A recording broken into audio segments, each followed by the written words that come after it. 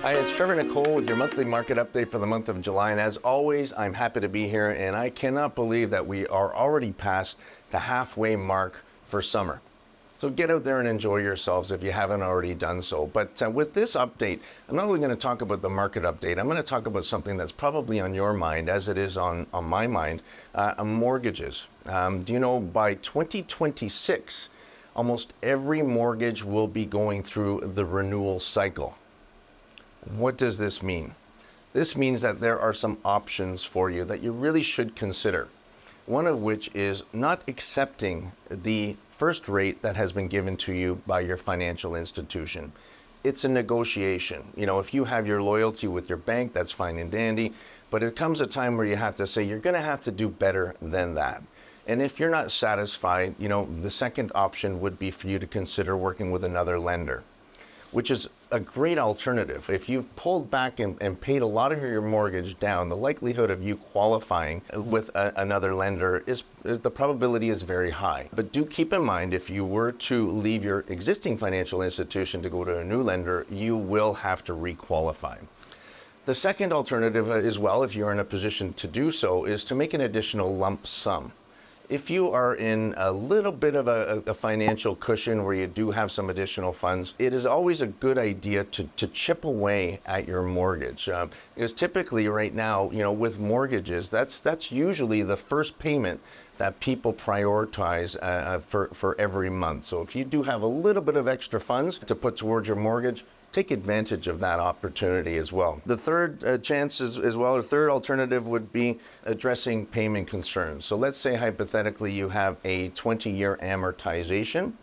Now might be the time where you might approach your bank or your institution to say, if you're struggling financially to make those monthly payments with the new rates, maybe you want to potentially consider extending the amortization. Now keep in mind, you can always pull back on that at certain periods of time. That's a discussion you'd have to have with your lender, but nonetheless, that is an alternative. So again, number one, you can basically negotiate with your existing lender. Number two, you can change lenders and requalify. Number three, you can make a lump sum payment to pay down your principal. Or number four, you could look at potentially extending your amortization to keep your monthly rates down a little bit more manageable. So those are three options. If you'd like to learn more about that, don't ever hesitate to reach out.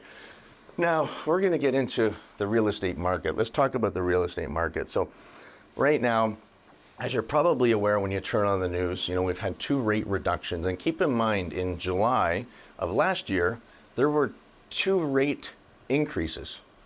You know, this year in July, we have 2 rate decreases. So the Bank of Canada overnight rate has come down to 25 basis points times 2, so 50 basis points, which is encouraging. It's building, you know, some confidence within our market, but the reality is right now buyers are still having reservations coming back to the market. And to support that, you know, when you're looking at what's happening in the Durham region in particular, we've seen an increase in sales, 1.2%. In summary, it's almost insignificant, right? So, and we've had an additional increase in 61% of active listings. Now, what does that do?